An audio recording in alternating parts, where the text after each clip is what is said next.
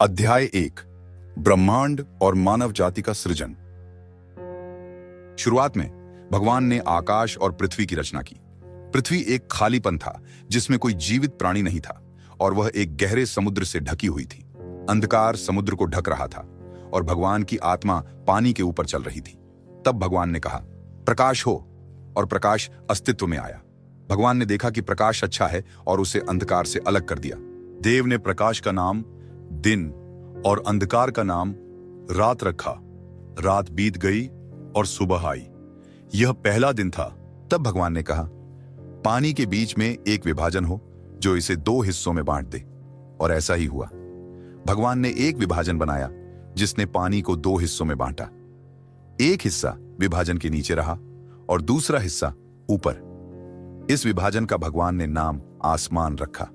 रात बीती और सुबह आई। सुबह, ये दूसरा दिन था। फिर भगवान ने कहा, जो पानी आसमान के नीचे है वह एक जगह इकट्ठा हो जाए ताकि सूखी जमीन दिखाई दे। और ऐसा ही हुआ। भगवान ने सूखी जगह को पृथ्वी का नाम दिया और जो जल एकत्र हुआ था उसे समुद्र का नाम दिया।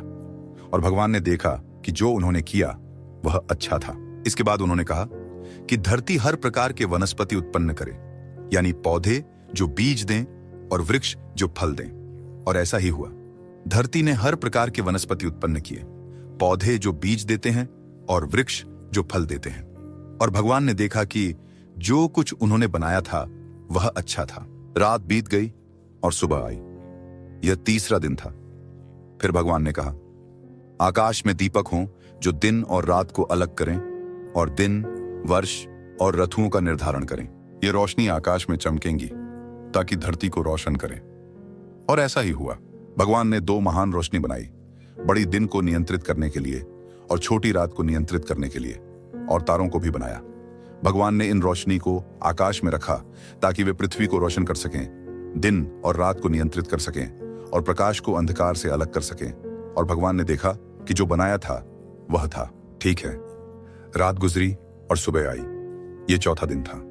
फिर भगवान ने कहा कि पानी सभी प्रकार के जीवित प्राणियों से भर जाए और पृथ्वी पर पक्षी हों जो आकाश में उड़े।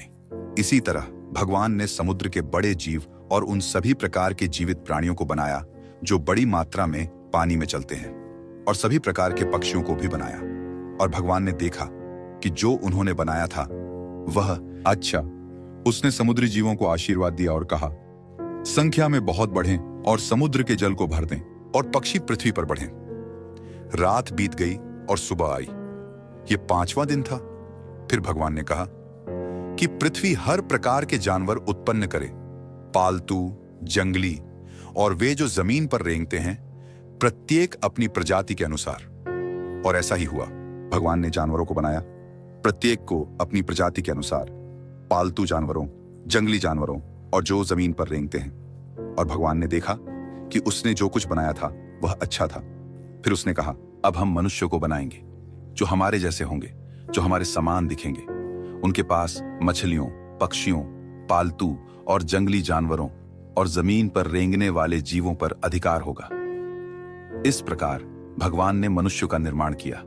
उन्होंने उन्हें भगवान के समान बनाया।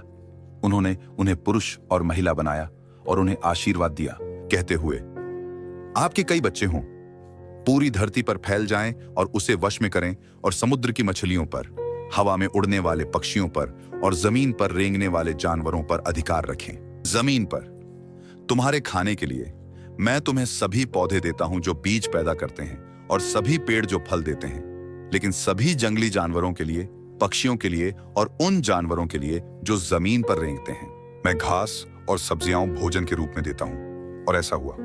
और भगवान ने देखा कि जो कुछ भी उन्होंने बनाया था वह बहुत अच्छा था। रात बीत गई और सुबह आई। ये 6ठा दिन था।